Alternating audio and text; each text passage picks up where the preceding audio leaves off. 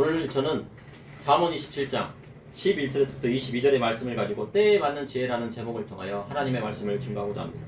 사람이 세상을 살면서 때에 맞는 지혜가 얼마나 중요한지 모릅니다. 지혜로운 말과 행동도 때에 맞고 상황에 맞아야 빛이 나는 것입니다. 결혼식장에 신부의 들러리를 서기 위해 갈 때 신부보다 화려한 복장을 해서는 안 된다고 합니다. 신부보다는 화려하지 않은 복장을 하고 가야 예의에 어긋나지 않다고 합니다. 결혼식의 주인공은 당연히 신부라 할 수 있습니다. 그런데 신부의 친구가 흰 정장을 입고 온다고 하면 그것은 결혼한 친구에 대한 배려라 할 수가 없습니다. 최근에는 주례없는 결혼식이 유행하고 있다고 합니다. 그래서 신랑 신부의 아버님이 주례사를 대신하고 신부의 친구가 축사를 대신하기도 합니다. 그런데 신부의 여자친구가 나와서 과거의 신부와의 우정을 이야기하며 친구를 떠나보내는 마음에서 눈물을 펑펑 흘린다고 하면 결혼식장의 분위기를 망치는 결과가 나오게 됩니다. 결혼식장은 기쁜 마음 가운데 있어야 됩니다. 그런데 눈물을 흘리고 아무리 우정이라고 해도 그래도 결혼식장 분위기가 망쳐지는 것입니다. 장례식장도 마찬가지입니다. 장례식장은 고인에 대한 조의를 표하고 가족들을 위로하는 장소입니다. 고인이 지병이 있어 오랜 기간 투병한 경우나 백세수를 다 누리고 돌아가시는 경우에는 그래도 슬픔이 덜한 경우도 있습니다. 그러나 갑작스럽게 가족을 떠나보낸 경우는 그 슬픔이 더하다고 할 수 있습니다. 그래서 많은 위로가 필요합니다. 그런데 때로는 위로해 준다고 하는 종문객이 크게 웃고 떠드는 경우도 있다고 합니다. 그리고 친척들이 와서 위로해 준다고 하면서 슬픔보다는 웃음이 넘친다면 유부 가족들은 깊은 상처를 입게 되는 것입니다. 그래서 상황에 맞는 말과 행동은 무엇보다 우리 인생에 중요한 것입니다. 그러니 누군가를 위로해 주는 것도 지혜가 필요합니다. 그리고 누군가를 축복해 주는 것도 시기에 맞아야 하는 것입니다. 자기 이웃에게 좋은 일이 있어 축복을 해주려고 새벽부터 큰 소리로 소리 지르면서 축복해 준다고 하면은 신뢰가 되는 것입니다. 아침부터 가서 축복한다고 말하면 상대는 축복의 소리를 듣고도 오해할 수가 있습니다. 이 사람이 시기나 질투가 나서 이러는구나 생각하게 되는 것입니다. 위로도 마찬가지입니다. 요즘은 문상 가는 것도 과거에는 12시에 밤 12시가 넘어서 가는 것이 예의에 어긋나지 않았습니다. 그러나 이제는 11시나 12시가 넘어 조문하는 것도 피곤에 지친 유가족을 위해 피해야 하는 일이라고 합니다. 그러니 되도록이면 10시나 11시 전에는 가서 문상을 하고 끝내고 돌아오는 것이 예의에 벗어나지 않는다고 합니다. 그래서 누군가를 위로하는 것도 시간을 잘 보고 해야지 지혜로운 것입니다. 오늘 본문 잠언 27장을 보니 때에 맞는 지혜의 말씀이 들어있습니다. 이를 통해 이 시대를 살아가는 저와 우리 성도님들이 가지는 하나님의 말씀은 무엇인지 여러분과 함께 나누고자 합니다. 첫째, 때에 맞는 지혜는 하나님 말씀 안에 있습니다. 잠언 27장 11절에 내 아들아 지혜를 얻고 내 마음을 기쁘게 하라. 그리하면 나를 비방하는 자에게 내가 대답할 수 있으리라. 솔로몬의 잠언에는 내 아들아 지혜를 얻고 내 마음을 기쁘게 하라고 말씀하고 있습니다. 세상에서 아들이 지혜를 얻고 영광을 얻으면 아비의 마음은 함께 기쁜 것입니다. 그러나 아들이 미련하게 행하고 아비의 기쁨이 되지 못하면 다른 사람에게 비방거리가 되게 됩니다. 그 아들로 인하여서 그 아비가 비방을 받게 됩니다. 왜냐하면 어떻게 가정교육을 받았길래 저렇게 방탕한 아들이 나왔는가 하면서 비방거리가 되는 것입니다. 야곱의 아들들은 아버지의 말씀을 듣지 않고 자기 동생 요셉을 은 20에 팔아버렸습니다. 자기 동생을 은 20에 팔아버렸으니 다른 사람들이 뭐라고 생각하겠습니까? 그것이 숨겨져 있다 할지라도 그것을 알게 되는 사람들이 저 집안은 정말 회르는 저르지는 집안이라고 하는 것입니다. 미련한 자식들의 행동으로 야곱은 죽음을 맛보는 것 같은 슬픔에 빠졌습니다. 그러나 요셉은 애굽 보디발의 집에 팔려갔지만 그곳에서 하나님의 뜻대로 열심히 어려운 환경을 헤쳐나가고 결국 애굽의 총리의 자리에까지 올라가게 했습니다. 그리고 그 기쁜 소식이 아버지인 야곱에게까지 들렸습니다. 그 소식으로 인해 야곱을 비방하는 모든 자의 입을 닫게 한 것입니다. 이와 같이 지혜로운 아들 하나를 얻는 것이 그 아비에게 영광이 되는 것입니다. 믿음의 성도도 마찬가지입니다. 하나님의 자녀로 세상에 나가 빛과 소금의 역할을 다하며 그로 인해 하나님께 영광을 돌린다고 하면은 하나님께서 큰 영광을 받으시는 것입니다. 그러나 믿음이 있다 하면서 세상에서 미련하게 행하면서 세상 사람보다 더 악하게 살면 누가 욕을 먹습니까? 교회가 욕을 먹고 하나님의 영광도 가리워지게 되는 것입니다. 잠언 27장 12절에 슬기로운 자는 재앙을 보면 숨어 피하여도 어리석은 자들은 나가다가 해를 받느니라.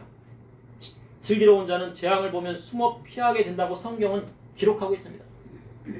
슬기로운 자는 그 땅에 재앙이 올 것을 미리 알게 됩니다. 소돔과 고모라의 재앙이 올 것을 알게 된 사람이 있었습니다. 그가 누구였습니까? 아브라함이었고, 그 소식을 천사들이 누구에게 전했습니까? 롯에게 숨기길 원하지 않았습니다. 소돔과 고모라 땅에 의인 10명이 없어서 재앙을 받게 되는데, 소돔성에 유일하게 하나님 말씀대로 사는 사람이 롯이었습니다. 그로 인해 하나님의 사자를 보내어 롯과 그 가족을 구원하게 하셨습니다. 하지만 롯의 처는 소돔성에 놓고 온 재물들이 생각나 뒤를 보다가 결국 소돔 기둥이 되었습니다. 노아의 대홍수 때에는 하나님께서 물로 심판하실 것을 말씀하셨습니다. 노아가 커다란 135m나 되는 방주를 짓고 있음에도, 그러니까 초등학교보다 더 큰, 초등학교 운동장을 다 판 크기보다 더 큰 방주를 짓고 있었어요. 그러니까 모든 사람이 다 알고 있었죠. 그러나 세상 사람들은 향락과 음란에 빠져 살았습니다. 그리고 비가 오기까지 노아의 경고를 무시하고 있다가 결국 하나님의 심판을 받았습니다. 슬기로운 사람은 그곳에 재앙이 있다고 하면 그 재앙을 피하는 것입니다. 그럼 그곳에 재앙이 있는 것은 어떻게 할까요? 그 땅에는 재앙이 오게 될 것을 어떻게 합니까? 그 땅에 있는 사람이 하나님 말씀대로 살아가는지 아니면 하나님의 말씀과 정반대로 가는지를 보면 그것이 좋은 땅인지 나쁜 땅인지, 그 땅이 심판받는지 심판받는지 받지 않는지를 알게 되는 것입니다. 그러나 어리석은 자는 그 땅에 재앙이 있는 것을 모르고 그곳에서 살다가 그 땅이 심판받을 때 함께 심판을 받게 되는 것입니다. 잠언 27장 13절에 타인을 위하여 보증선자의 옷을 취하라. 외인들을 위하여 보증선자는 그의 몸을 볼모 잡을지니라. 저도 저희 아버지 살아생전은요 매일 하신 말씀이 있어요. 보증서지 말아라. 하신 말씀. 그리고 또 한 가지는 데모하지 말아라. 그 말씀을 꼭 하셨어요. 보증서지 말고 데모하지 말고 그 말씀을 꼭 해주셨습니다. 보증 서면 안 됩니다. 세상을 살아가는데 올바른 처세가 필요합니다. 사람들과 살아갈 때 올바른 성도의 자세는 자세를 잠언은 가르쳐주고 있습니다. 잠언은 타인을 위하여 보증 선자의 옷을 취하라 했습니다. 타인에게 보증을 선 사람은 분명히 빚진 자나 최주에게 잡힌 자입니다. 만약 그 사람에게 옷을 빌려 주었다 하면 그 옷마저도 최주에게 모두 빼앗기기만 합니다. 그러니 자기가 빌려준 옷을 빨리 취해야 옷을 빼앗기지 않는 것입니다. 그리고 나중에 그 사람이 알몸으로 나오면 어떻게 합니까? 그때서 다시 그 옷을 빌려주게 되는 것입니다. 보통 보증을 서달라고 하는 사람은 대부분 그 빚에 대하여 갚을 능력이 없기 때문에 보증을 서달라고 하는 것입니다. 그러니 보증을 서면 빚진 자의 빚을 대신 갚아준다는 약속과도 마찬가지입니다. 그런데 잠언에는 외인들을 위하여 보증선자는 그의 몸을 볼모 잡을지니, 만약에 친척이나 가족을 위해서 보증을 섰다고 하면은 그 주인 밑에 들어가서 종으로 살면 되지만 외인들의 보증을 선다고 하면 어떻게 했습니까? 그 몸 자체가요 볼모로 잡히는 것입니다. 이만큼 외인들을 위하여 보증 서는 것만큼 미련한 것이 없습니다. 가족과 친척이라도 보증 서지 말고 외인들이라도 보증 서지 말아야 돼요. 가족과 친척이라도요 보증 서면 안 돼요.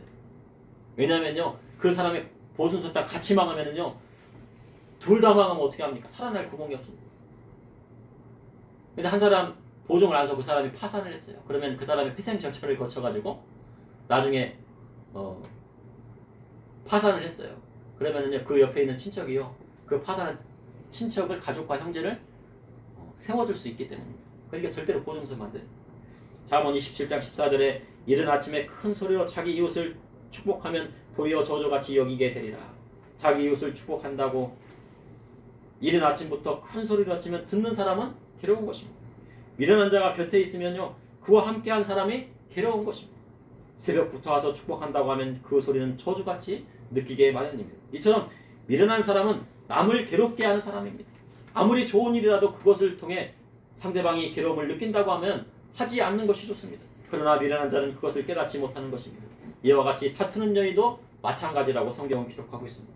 잠언 27장 15절에 다투는 여자는 비오는 날에 이어 떨어지는 물방울이라. 혹시라도 미련한 여인이 가족이라면 그 괴로움은 더할 나위가 없습니다. 남자와 여자가 결혼을 하면 둘이 한 몸이 된 것입니다. 그래서 성경적으로는요, 이혼이라는 것이 없어요. 그래서 다투는 여인과 결혼했더라도 갈라설 수가 없습니다. 한 몸이기 때문에. 집안에 있는 아내가 아무리 남편을 다스리려고 해도요, 다스려지지 않는 것이 무엇입니까? 남편입니다. 창세기에는 하와가 선악과를 먹고 하나님께서 하신 말씀이 남편의 다스림을 받으리라 하신 것입니다. 그런데 남편을 다스리려면 도리어 싸움만 납니다. 남편의 권위를 인정하지 않고 자신의 권위를 가지고 내세우려면 결국 싸움이 나는 것입니다. 다투는 여인과 사는 것은 그와 함께 사는 남편뿐만 아니라 다투는 아내조차도 괴롭고 불행한 것입니다. 그러니 다투는 여자는 비오는 날에 이어 떨어지는 물방울과 같다고 성경은 기록하고 있습니다. 다투는 여자와 함께 살면 죽을 때까지 그 싸움이 멈추지 않는 거예요. 그 싸움이 어떻게 해요? 물방울이 이어 떨어지는 것처럼 계속 떨어져요. 그 싸움이 끝나겠습니까? 안 끝나죠. 16절에 그를 제어하기가 바람을 제어하는 것 같고 오른손으로 기름을 움키는 것 같으니. 이는 다투는 아내를 말씀하는 것도 있지만 남편을 말하는 것도 같습니다. 아내가 말 듣지 않는 남편을 제어하려면요, 바람을 제어하는 것 같습니다. 그러나 세상에서 바람을 제어할 수 있는 사람은 하나도 없습니다. 바람을 제어할 수 있는 분이 누구십니까? 오직 하나님 한 분이십니다. 그리고 오른손으로 기름을 움켜쥐는 것 같습니다. 그러니 아무리 손으로 기름을 움켜쥐려 해도 움켜쥐지 않는 것이 바로 남편인 것입니다. 그래서 지혜로운 아내는 남편을 다스리려 하지 않고 그 남편을 어떻게 합니까? 칭찬해주고 용기를 북돋아 주는 것입니다. 그리고 옆에서 그를 보필해주고 도와줍니다. 그러면 남편이요 알아서요 모든 문제를 해결해 준다는 거예요. 그러니 지혜로운 여인을 만난다는 것은 어찌 보면 남자에게는 축복입니다. 그러나 다투는 여인과 산다고 할지라도 욥처럼 인내하고 세상을 사랑하면 하나님이 인정하시는 의인이 되는 거예요. 그래 다투는 여자를 만나도 하나님 말씀대로 그를 버리지 않고 죽을 때까지 같이 살아가게 되면 하나님이 인정해 주시는 의인이 된다는 것입니다. 둘째, 때에 맞는 지혜는 하나님 말씀대로 세상을 사는 처세입니다. 잠언 27장 17절에 철이 철을 날카롭게 하는 것 같이 사람이 그의 친구의 얼굴을 빛나게 하느니라. 철이 철을 날카롭게 합니다. 칼을 갈려고 해도 철과 맞대어 갈면 그 칼이 날카롭게 되고 더욱 빛나게 됩니다. 냄비가 타서요 바닥이 검게 되어도 철 수세미로 문지르면은 일반 수세미로 문지르면요 그 탄 게 안 벗겨집니다. 철 수세미로 그 철 냄비를 박박 문질러야지 숯이 사라지고 다시 깨끗하게 되는 것처럼 사람이 그 친구의 얼굴을 빛나게 하는 것입니다. 착하고 정직한 친구가 있으면 그의 친구가 더욱 빛나게 됩니다. 다윗이 사울왕에게 죽게 되어질 때 그의 친구 요나단이 죽을 수밖에 없는 친구 다윗을 위기에서 구해줬습니다. 그래서 이 요나단으로 말미암아 다윗이 살아나게 되고 다윗이 또 이스라엘의 2대 왕이 되게 된 것입니다. 그러니 철과 같은 요나단이 없었다면 다윗이 지금까지 있었겠습니까? 없었죠. 다윗은 요나단의 진심 어린 우정으로 인해 위기에서 벗어나 더 빛나게 되었습니다. 이같이 자신을 빛나게 하는 친구와 함께 할 수 있다는 것이 얼마나 세상을 사는데 힘이 되고 축복이 되는지 모릅니다. 그래서 가끔씩은요 친구에게 전화를 해야 돼요.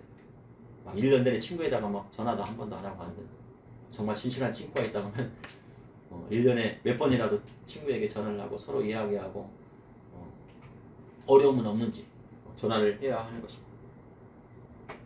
잠언 27장 18절에 무화과 나무를 지키는 자는 그 과실을 먹고 자기 주인에게 시중 주는 자는 영화를 얻느니라. 무화과가 있어도 그것을 지키는 사람이 그 과실을 먹게 되어 있습니다. 소유권은 누구에게 있어요? 땅의 소유권? 그 땅을 경작하는 사람에게 그 소유권이 있는 것이 성경이 가리킵니다. 그 땅에서 농사 짓는 사람. 무화과나무의 소유권은 누구에게 있습니까? 나무마다 다 주인이 있지만요. 그 나무를 가꾸고 그 나무를 잘 돌봐주고 거름을 주는 사람이 그 소유권이 있는 거예요. 과실을 지키지 않으면 다른 사람이 와서 그 과실을 가져가기만 합니다. 아무리 땅이 있어도요 20년간 그곳에서요 관리도 안 하고 농사도 안 지면은요 그 소유권이 누구한테 넘어가요? 그 땅을 관리하고 농사 지었던 사람에게 넘어가는 거예요. 우리나라 법도 그렇습니다. 이와 같이 자기 주인에게 시중 두는 자는 영화를 얻게 된다고 성경은 기록하고 있습니다. 현대 사회로 말하면 사장님 밑에서 직원으로 일하게 되면 사장님 말씀을 잘 듣고 그의 의중을 따라 열심히 해야지 진급도 되는 것입니다. 세상은 사장님 말씀 듣지 말고 잘못된 것이 있으면 고소하라고 합니다. 만약 사장님이 잘못된 것이 있다고 하면 어떻게 됩니까? 고소해야 됩니까? 어떻게 됩니까? 네, 그곳에서 나오면 돼요. 그가 하나님 말씀대로 가게를 운영하지 않는다고 하면 그곳에서 나오고 다른 데를 취직을 해야 돼요. 아니면 자기 사업을 하든지. 고소하면 안 됩니다. 그러나 성경은 사장님 밑에 들어가면 갔으면 그러나 세상은 어떻게 합니까? 사장님 말씀 듣지 말고 잘못된 것이 있으면 고소하라고 합니다. 막 쳐받으라고요. 잘못된 것이 있으면 막 따지고 막 그러라고 합니다. 그러나 성경은 사장님 밑에 들어갔으면 시중 즉 여러 가지 심부름이나 사장님 말씀을 잘 따르라 하신 것입니다. 그래야 그 밑에 있는 직원이라도 영화를 얻게 된다고 말씀하셨습니다. 잠언 17장 19절에 물에 비치면 얼굴이 서로 같은 것 같이 사람의 마음도 서로 비추느니라. 물에 얼굴이 비치면 물에 비친 얼굴이나 그 사람의 얼굴이 서로 같습니다. 이와 같은 사람의 마음도 서로 비친다고 잠언은 말씀하고 있습니다. 친구와도 그 사람의 마음이 서로 비칩니다. 세상에 친구가 있다는 것은 서로 같은 마음을 품었기 때문입니다. 선한 마음을 품고 있는 사람은 선한 마음을 가진 친구를 얻게 되고 정직한 마음을 가지고 있는 사람은 정직한 마음을 가지고 있는 사람끼리 모이게 됩니다. 그러면 미련하고 우둔한 자는 어떻게 합니까? 저기 30m 밖에 있어도요 미련하고 우둔한 사람은요 그것을 딱 알아봐요. 그래가지고 서로 친구가 돼요. 그러나 선한 마음과 정직한 마음을 가진 사람은 어떻게 합니까? 서로가 그 마음을 알아봅니다. 그래서 서로 친구가 되게 되는 것입니다. 이는 사람의 마음이 서로 비치기 때문입니다. 악한 사람은 자기에게 월급 주는 사장님을 몰아내자고 합니다. 막 사람들이 막 데모하잖아요. 으쌰으쌰 막 하면서. 그러나 진실한 사람은 그 사장님의 마음을 알고 그의 뜻대로 일하는 사람입니다. 마찬가지로 믿음의 성도는 하나님 앞에 선한 청지기가 되어야 됩니다. 그 사장님 밑에 들어갔고요. 정말 선한 청지기가 되어서 사장님 말씀을 잘 듣고 막 그 기업을 막 발전시키려고 하는 사람은 진급도 잘 되고요. 그 사람이 나중에 그 사업 자체를 관리하는 사람이 돼요.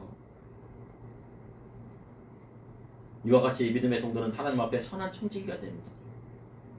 하나님께서 맡겨주신 일을 열심히 하는 사람입니다.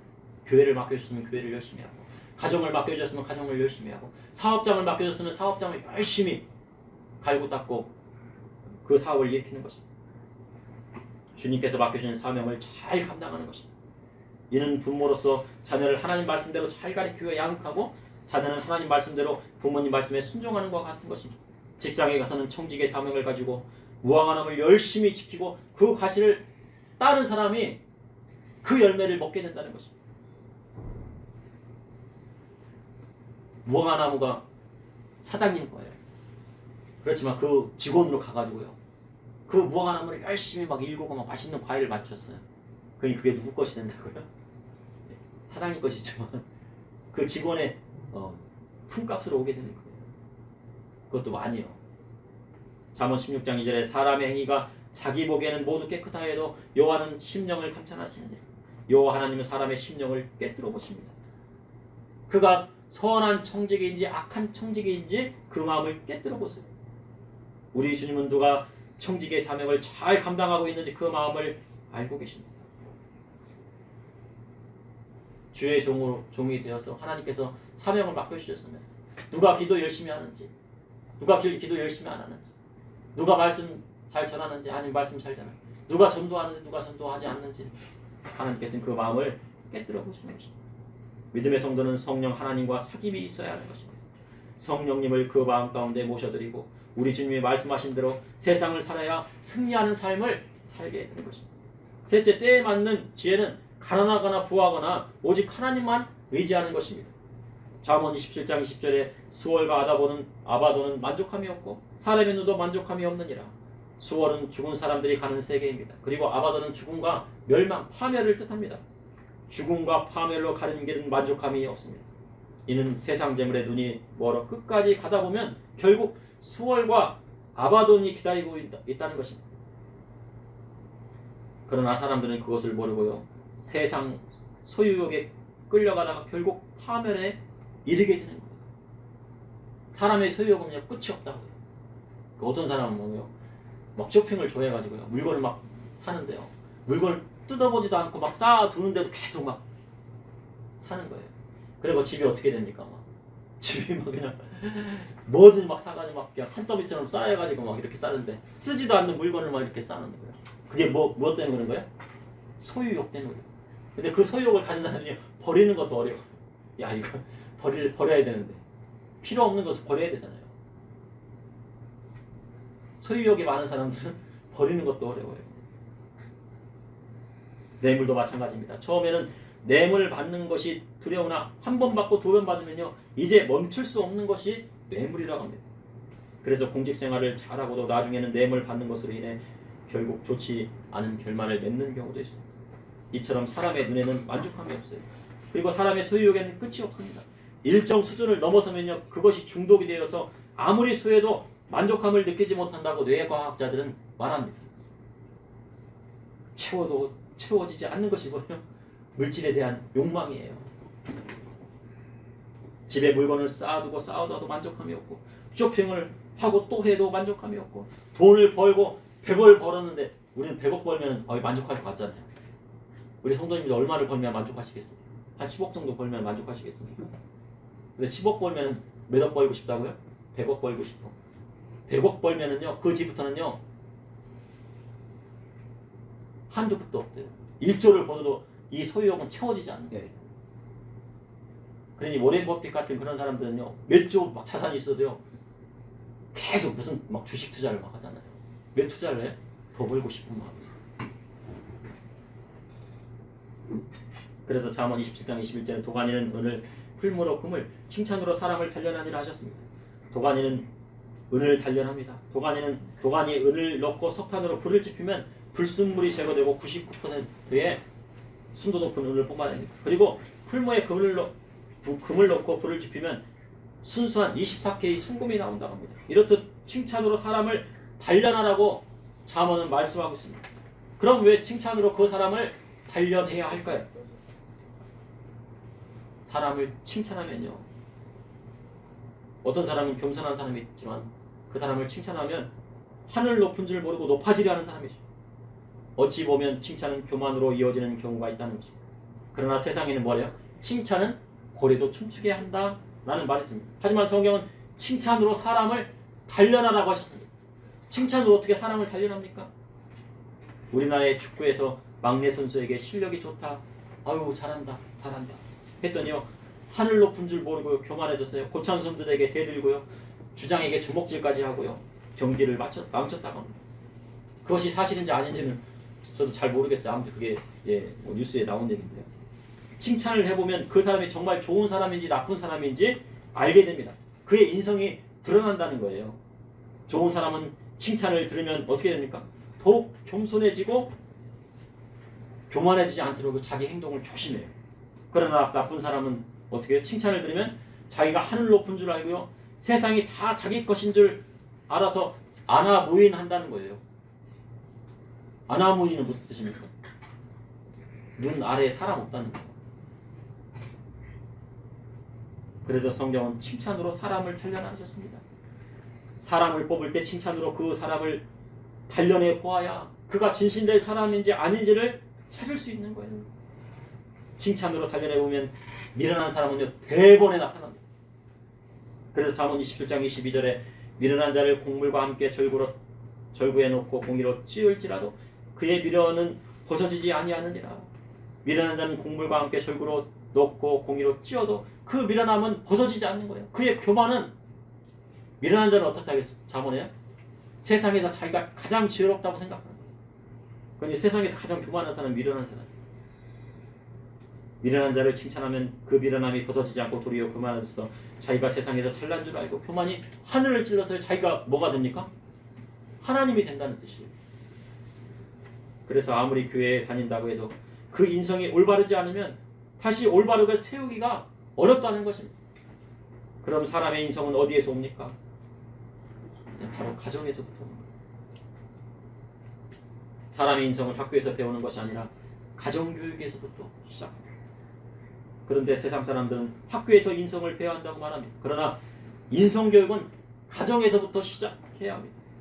가정에서 고쳐지지 않으면요, 학교에서도 고쳐지지 않는 거예요. 특별히 믿음의 성도에게 인성교육은 어디서부터 시작됩니까? 하나님의 말씀 교육에부터 시작돼요. 그래서 자문의 뜻은 무엇입니까? 자문이 무슨 뜻입니까? 바늘로 찌르는 듯한 말씀이에요. 자문의 말씀은 어떻게 해요? 들으면 어떻게 돼요? 내 마음이 막 찔리고 바늘 콕콕콕 찔리고 어떻게 합니까? 아프잖아요.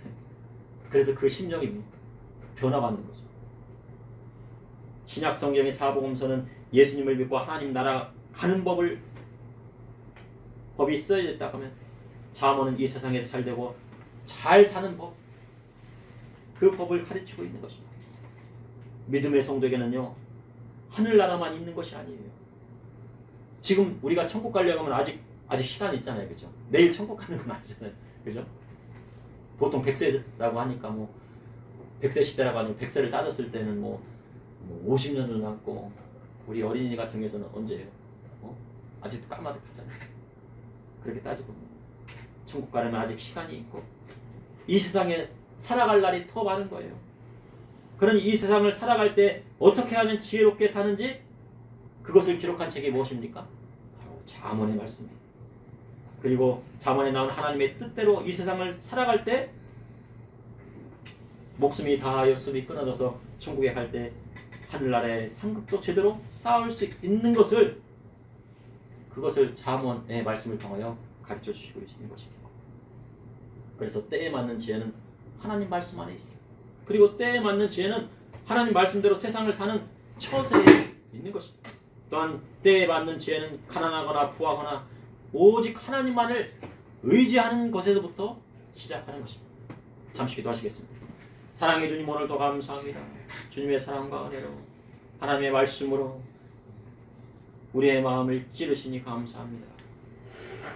아버지 하나님, 우리의 골수와 심령을 찌르고도 남을 하나님의 말씀을 통하여서 이 세상을 사랑하는 지혜를 얻게 하여 주시고, 그 지혜의 말씀을 통하여서 이 세상을 지혜롭게 살아가며 하나님 앞에 영광 돌리며 살아갈 수 있도록 인도하여 주시옵소서. 아버지 하나님, 미련한 자나 우둔한 자가 되지 아니하고 슬기로운 자가 되어서 슬기로운 다섯 처녀와 같이 신랑을 맞이하며 기름 준비하고 하나님 나라 가서도 칭찬받는 저와 우리 성도님들 다 될 수 있도록 주님 인도하여 주시옵소서. 예수님 이름으로 기도합니다.